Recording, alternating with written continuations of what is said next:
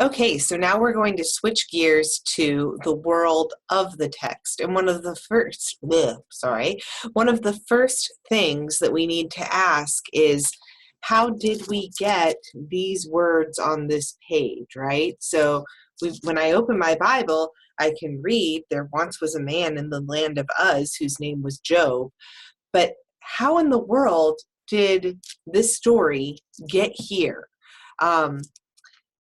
What is the story of, not necessarily when we did the world behind the text, we asked that question of like, who wrote it down and stuff. I'm not asking that right now. But after somebody initially wrote it down, how did these words that were written come all the way to me? This is really a miraculous thing. It's wild to me that we can read the Bible in English today because we're so far from where it originated. So what I want to do really quickly is just show you what the Old Testament looks like. And so here is a Hebrew Bible. This is the front of it. Sorry, it's backwards. That's annoying. Well, you know what? It doesn't matter though, because Hebrew, you read it from right to left anyway. And so maybe this will help you. But here is some of what we have of the Hebrew Bible. You can buy this probably on Amazon or anywhere that you want to, but you probably can't read it unless you take Hebrew with us here at Gardner Webb. Then we'll teach you how to read it. So how did we go from ancient manuscripts from like whoever wrote it originally? Let's just make believe for a second that King Hezekiah is the one that wrote Job. So how did we go from King Hezekiah sitting down and writing Job, which he didn't, but we're pretending, sitting down, he's writing, okay, I know a story about a guy named Job, blardy, blardy, blar, right? How did we go from that, whatever it was that he wrote, to this, which is printed for me today, and from this over to this in English? So that's the kind of question that we're asking. So world of the text, how did we get these stories? How did we get this stuff on the page that we currently have, which is pretty amazing? All right, so how did we get the Old Testament? We've got a general trajectory here. Are you ready for it? What seems to have happened is that many of the stories in the Old Testament were passed along orally for hundreds and hundreds of years. So when you read the story of David and Goliath, that story was told from one person to the next, and it was a storytelling thing. So oral tradition is the way that this stuff generally started out. Or the story of the flood, Noah and the flood. People told that story, maybe like a parent told it to their child, and that child told it to their child, so on and so forth. So oral tradition is how things started. And then at some point, and we don't know when, someone saw fit to write it down. So they sat down, probably with a big old piece of leather. That's how ancient people would record things. But they sat down with a big old piece of leather, and they started writing on it. And so they're writing on this leather, and then finally we have an actual written record, right? So we have something written down. Well, after we have the written record, which may have come about 200 years after the oral tradition started, right? Then we're going to have people copying it. So if, for instance, King Hezekiah sat down and wrote down Job and was like, okay, I know a story about a guy named Job. Well, eventually this piece of leather is going to wear out. It's the best technology that they have. They don't have flash drives or clouds or anything. And so this hard copy is going to wear out. And if we want the story of Job to survive, then somebody is going to have to copy it. And when they copy the story, they might edit it a little bit. And so if you're reading King Hezekiah's version of Job, you might be reading along and copying it and being like, okay, I'm going to get this down right. Okay, then the angels are going to appear before Yahweh. And then, oh, what's that? He totally missed the part about, I don't know, a cat running in front of Job. So maybe the person that's copying it is going to be like, well, I know that the cat part goes right here, and so they might add something in. So we've got this copying and editing, and then finally, after a text has been copied and edited, I don't even know how many times, lots and lots of times, then eventually we get to this. And so this is, what I have here is a copy of a copy of a copy of a copy of a copy of a copy of Job. Because whatever Hezekiah wrote down, remember that's pretend though, whatever Hezekiah wrote down of the story of Job on that piece of leather, it got copied and copied and copied and copied for a couple thousand years as each one would wear out. And eventually it came to me in this form, which is kind of cool, right? Like, it's kind of neat that I can sit here and read a copy of a copy of a copy of a copy. Then, even after that, somebody looked at this and was like, whoa, that's in Hebrew. I can't read that. And so somebody else came along and translated it. Somebody who knew both Hebrew and English, for example, translated it into English. So that's why we have this right here. And it all started with Hezekiah sitting down and writing on a piece of leather, a story that he had heard probably through oral tradition.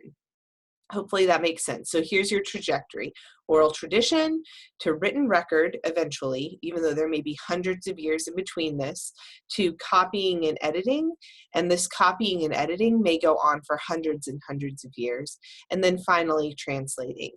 Now, the interesting thing is that even after a translation has happened, that translation can be copied and edited. So the translation of what we had, in copied form gets copied and edited. And right along here, notice how I've added in some copying and editing.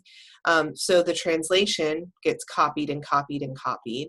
And the original, whatever this is, the written record, which has been copied and edited, gets copied and edited a lot too. So there you go. This is kind of the trajectory of what would happen. Something starts as an oral tradition, gets written down eventually, and then gets copied and edited multiple times. Then might get translated into a different language. So instead of English, whatever this copy is right here might get translated into Greek, or might get translated into Aramaic, one of those other ancient languages. And then that Aramaic version could also be copied and edited. So what we have now is, whatever this is a translation of a copy of a copy of a copy of a copy of a copy. Interesting, right? Lots of fun.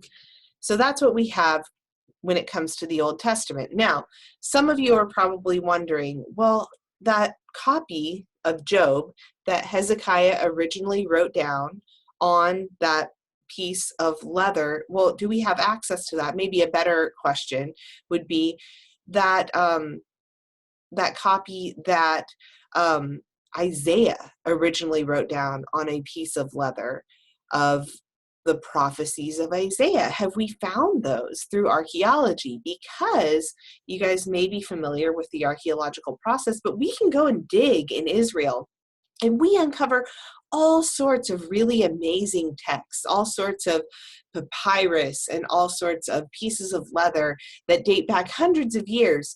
And if we could find that original copy that Isaiah or Hezekiah or whoever wrote, that would be called the autograph. So the very first copy of something, that very first thing that Isaiah wrote, or that very first thing that Hezekiah wrote, or whoever you might be thinking of, that's called the autograph.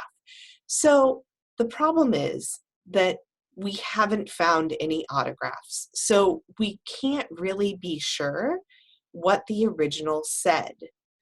I want that to sink in for a second. We can't be sure what the original copy, what Hezekiah wrote down or what Isaiah wrote down. We don't have that. We don't have access to that. And usually what I hear people say when I tell them that is, oh, That's awful. How can we have to try to get back to the original, to what Isaiah originally said. And my response is, yeah, that's kind of wishful thinking. We're just never going to get there. The fact of the matter is, you can't get there. You can't get to the original, even from here, even from the Hebrew. You can't really get back to the original. I'm sorry. Some of you young women who are taking this course may have at some point given your Barbie a haircut.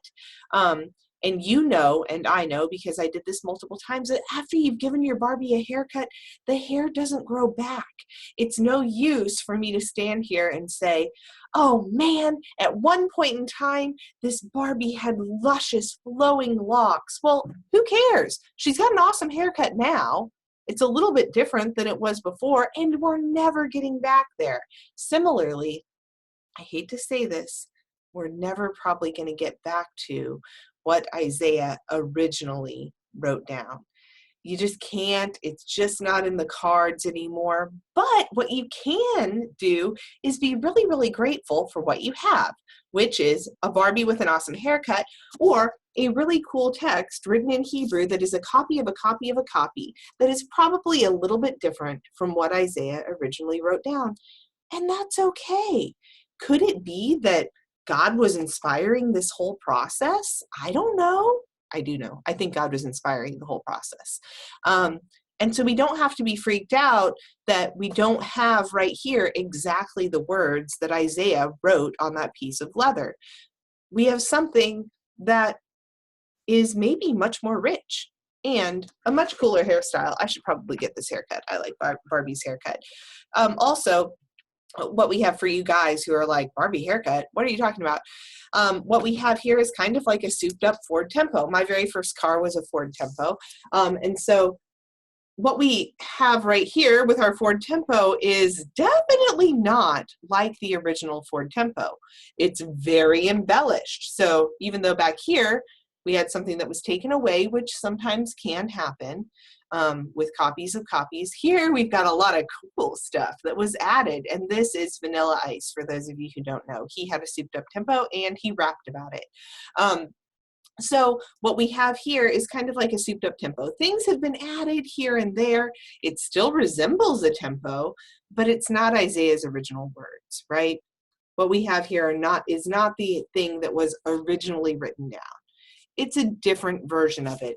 And you know, it doesn't do us any good to stand here and say, oh, I want the thing that was originally written down, because you can't have it. Just like if you have a souped up tempo, you're really not going back to the original tempo. And if you have a Barbie with a haircut, there's no going back. So don't worry too much about the autographs, because you can't have them. Now, maybe someday somebody will find the autograph. I don't know. I highly doubt it, because the reason that we have a copy of a copy of a copy is because the autograph wore out. So like they didn't have laminating machines back then or anything. But what we do have is really cool. And it definitely resembles the original, right? So it's not like this is being dishonest to what Isaiah wrote. I mean, this tempo totally resembles the tempo that I drove when I was 16. But it is a little different. It's kind of cooler. I don't know. Maybe God was involved in that whole copying process and not just the original writing process. All right. So that's what we're dealing with when we come to how did we get the world of the text. Now I'm going to try to take you through some of this. So you might want to pause right now and take a little breather, because that was a lot to take in.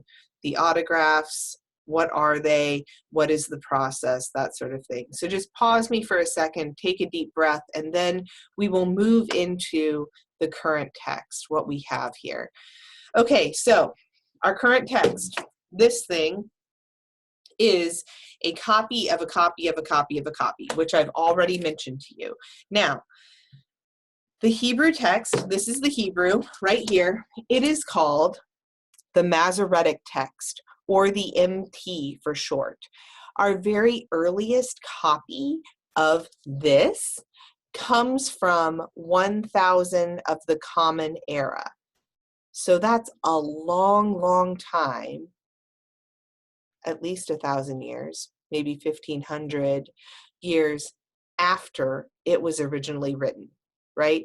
And through archaeology and through tradition and things like that, we've been able to uncover this Old Testament, which is what I have here, from 1000 CE, but still that would be a copy of a copy of a copy, right? And that's what we have when we talk about the Hebrew text. The Hebrew text is a copy of a copy. Now, there is also a translation of something. Let me see here. Let me see what I can do here. Pause share for a second. And then, I don't actually know what I'm doing. So anyway, what we also have is a translation of the Hebrew into Greek, and that is called the Septuagint. So the Septuagint is a Greek version called the LXX, and we only have bits and pieces of it. So you can go back if you want to and try to uncover the very earliest texts that we have. Some are going to be in Hebrew and some are going to be in Greek, but that's because early on in that long copy process, somebody translated one of the copies into Greek, and then there was a lot of copying that took place after that. And then there was a lot more copying of the Hebrew. All right, so those are our two translations that we have. So we've got, what I have here is the Hebrew, the MT, and it dates to about 1000 of the Common Era. And then you can get bits and pieces of the LXX that date to like 500 of the Common Era, 200 of the Common Era, that sort of thing. But none of them are as old as the original. So we've got a lot of different copies of the Hebrew and Greek, and each different copy that we've uncovered, so say we've got like one manuscript here and another here, each of these are called manuscripts. So we've got different bits and pieces of the Old Testament that we've uncovered. Say that like through archaeology we uncover this old papyrus that has 3 chapters out of Genesis on it. So that would be called a manuscript. And then we've got this other thing that we've uncovered over here, and it's all of Genesis. And so we've got these 2 different manuscripts. I can do it with like a piece of paper. So this one is one that we've uncovered, and that's all of Genesis. And this one is like 3 chapters of Genesis.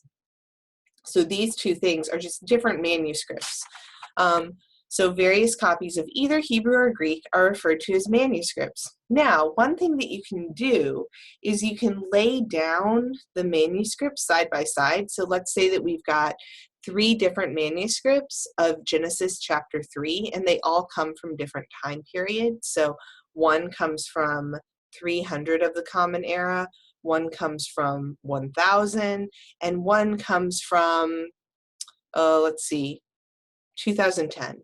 And so we can lay down all of those manuscripts side by side, and we can compare them. And when we see a difference between various manuscripts, that is called a variant. So a variant is a difference between manuscripts. I hope you're tracking with me. That's really technical. One of the things that we've noticed when we lay these different manuscripts side by side is that scribes tended to have some errors that would occur. And there are 3 types of errors that we see most frequently when we lay one manuscript next to another. And those are, number 1, sometimes a scribe would skip a word. So they would be writing along trying to make a good copy of their very first, their copy. So they've got, I'm trying to make a copy of Job here. I'm going to write it all out. Write out Job, blah, blah, blah.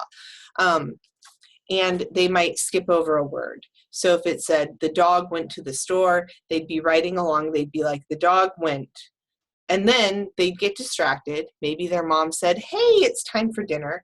And they would go to dinner and come back, and they'd miss that part that said to the store.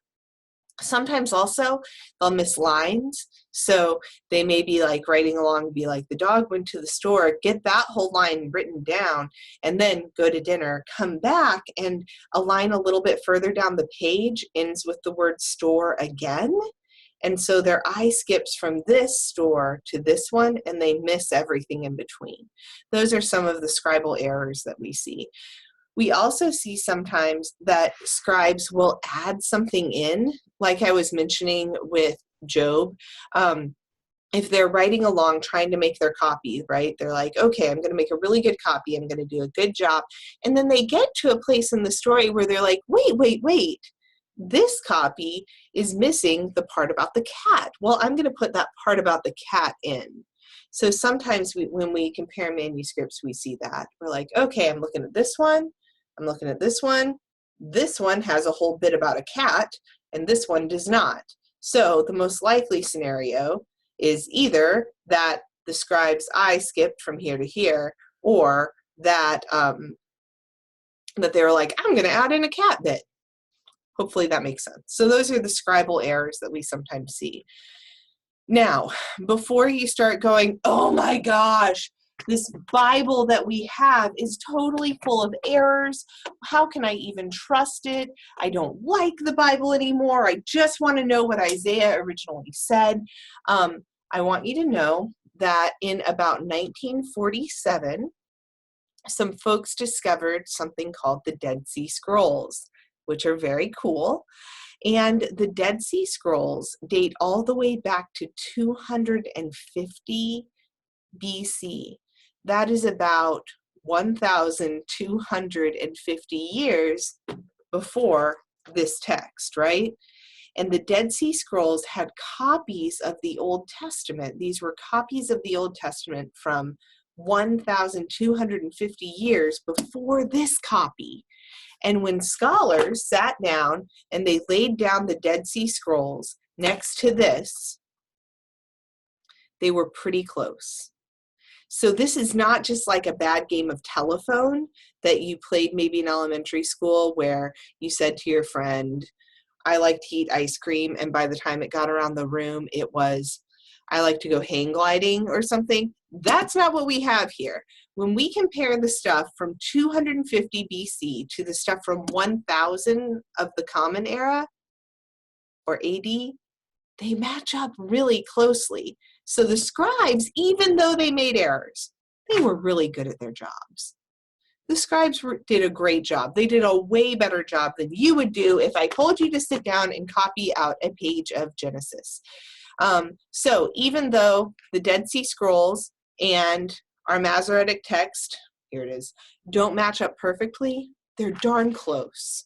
They're pretty close, and they're trustworthy. So even though I'm telling you, hey, you can't have what Isaiah originally wrote, definitely what we have is a copy of a copy of a copy, but it's pretty darn close to what the original probably said. We're never going to know for sure until heaven, but it's pretty close. So hopefully that is encouraging to you. All right, now you might want to pause and take another break because we're going to kind of switch gears and look at some examples. So pause me if you need to, go get a drink of water, and then we'll look at some examples. All right, so here's our first example from Genesis. All right, Genesis 4:8. We've got this story about Cain and Abel. So your NRSV, that's this one, your big red Bible that you had to buy for this class is your NRSV, and it follows the Septuagint.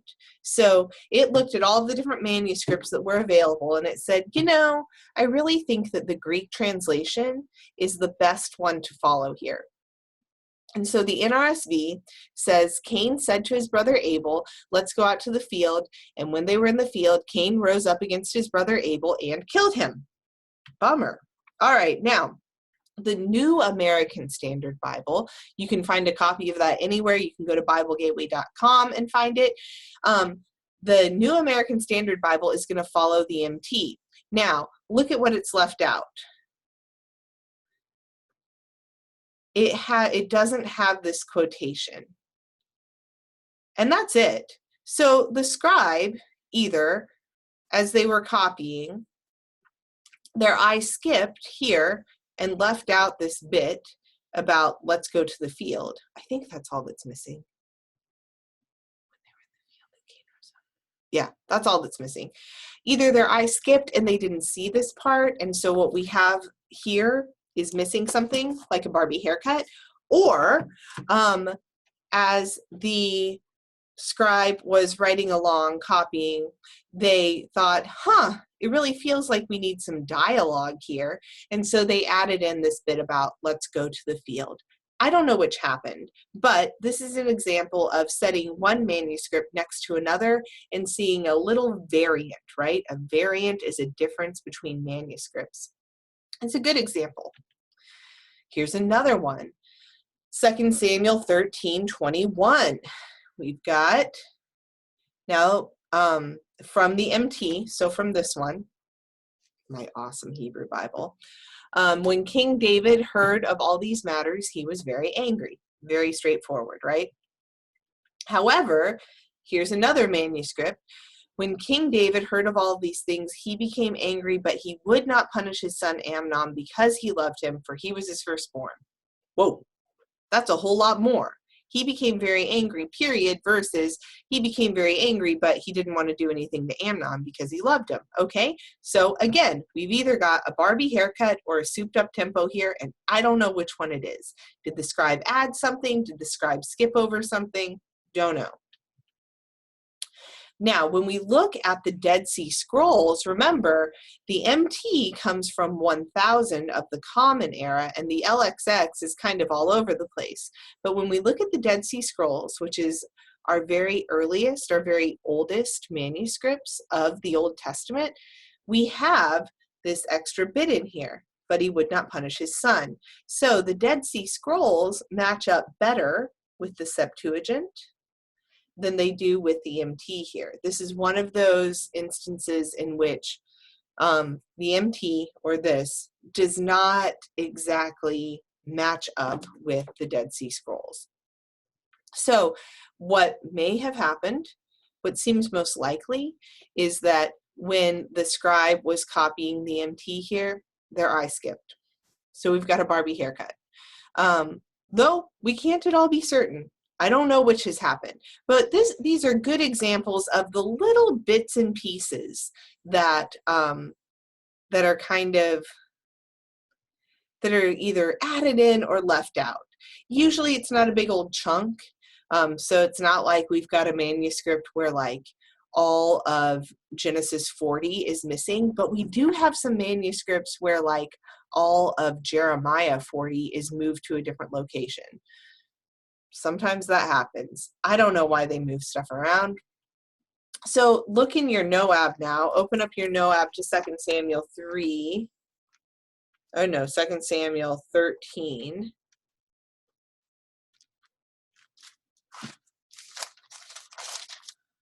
And we've got to figure out what it follows. So which one did the MT choose, or no, did the NRSV, your translation, choose? Did it choose to go with the MT, or did it choose to go with the Dead Sea Scrolls and the LXX? So 13:21. I actually don't know. I'm glad I put this question here. When King David heard of all of these things, he became angry, but he would not punish his son Amnon. All right, so your translator of the Big Red Bible decided to go with these manuscripts rather than going with this. Your translators are making choices for you. That's what happens. So now you know a little bit about how the Bible, how we got the Old Testament. It was a long process of going from oral tradition to a written record to copies and copies and copies and copies, and then some translating, and then more copies, until finally somebody sat down and chose from a bunch of manuscripts and created what you have here in your English Bible. All right, so that is kind of the process. Now what I want you to do is go to the discussion board exercise that I have for you, and in it there will be questions kind of like this. What difference does all of this make? Dr. Segas is telling you we can't have the original words of Isaiah. Who cares? Maybe you don't care, but you still have to do the exercise. Are you going to read the Bible differently now? And how is the Bible the Word of God? So those are the things that I want you to deal with. You can go right below this video and click on that link to the discussion board. Thank you for listening. I hope that you think a lot more about the Bible for the rest of today.